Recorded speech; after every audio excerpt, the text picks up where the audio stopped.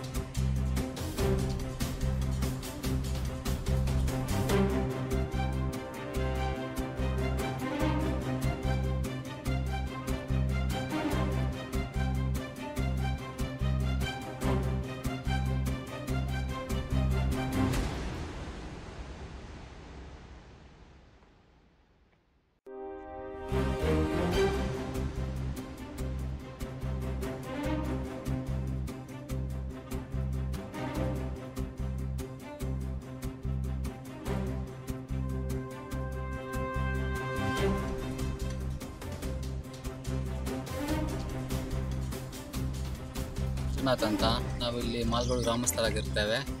ಇಲ್ಲಿ ಸೇತುವೆ ಕುಸಿತೋಗಿ ಆಲ್ಮೋಸ್ಟ್ ಒಂದು 3 ವರ್ಷ ಆಯಿತು. ಇಲ್ಲಿನ ಜನಪ್ರತಿನಿಧಿಗಳು ಹಾಗೂ ಗ್ರಾಮ ಪಂಚಾಯತಿ ಮೆಂಬರವರಿಗೆ ಹಲವು ಬಾರಿ ನಾವು ಮನವಿಯನ್ನು ಕೊಟ್ಟಿದ್ದೇವೆ ಹಾಗೂ ಗ್ರಾಮ ಸಭೆಗಳಲ್ಲೂ ಕೂಡ ಮನವಿಯನ್ನು ಕೊಟ್ಟಿರುತ್ತೇವೆ. ಆದರೆ ಇದುವರೆಗೂ ಅದರ ಬಗ್ಗೆ ಯಾರೂ ಕೂಡ ಒಂದು ಕ್ರಮವನ್ನು ತೆಗೆದುಕೊಂಡಿಲ್ಲ. ಇದರಿಂದ ಅಲ್ಲಿನ ಅಕ್ಕಪಕ್ಕದ ಊರುಗಳಿಗೆ, ಸ್ಕೂಲ್ಗಳಿಗೆ, ಮಕ್ಕಳಿಗೆಲ್ಲ ತುಂಬ ತೊಂದರೆ ಆಗ್ತಿದೆ. ಆದಷ್ಟು ಬೇಗ ಇದನ್ನು ಸರಿಪಡಿಸಿಕೊಡ್ಬೇಕಾಗಿ ಈ ಚಾನಲ್ ಮುಖಾಂತರ ನಿಮಗೆ ಮನವಿಯನ್ನು ಸಲ್ಲಿಸ್ತಿದ್ದೇವೆ. Thank you.